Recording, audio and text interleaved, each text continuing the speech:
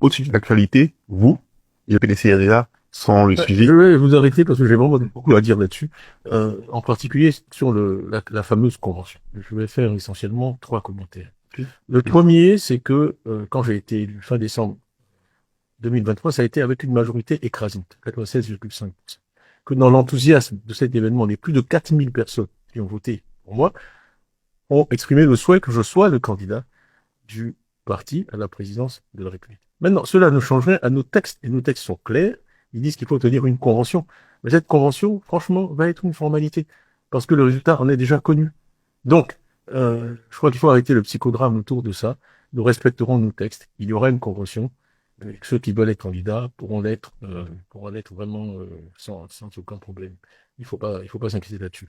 Deuxième commentaire que je veux faire sur la convention, c'est que c'est une invention, un événement politique d'importance majeure qui doit désigner celui qui va porter les couleurs du PDCI à l'élection présidentielle.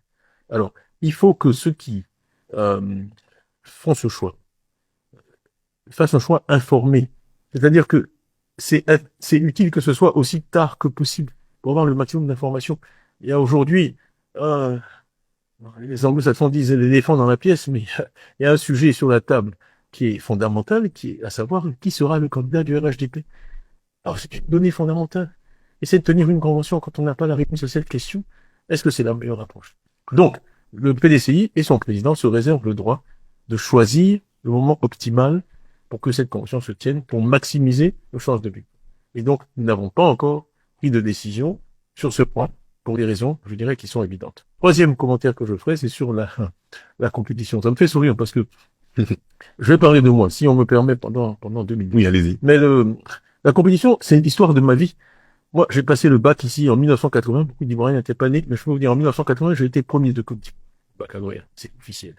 Je suis ensuite allé en France, en classe préparatoire. En mathématiques supérieures, chaque année, à mon époque, il y avait à peu près 40 000 personnes qui allaient en prépa. Il y en a 300 qui vont à côté. Je peux être parmi les 300. Je suis allé à l'école des mines où il y a 120, 140 personnes. J'ai été major de ma promotion. Je suis ensuite, après toutes sortes de péripéties, j'ai fini à la City à Londres.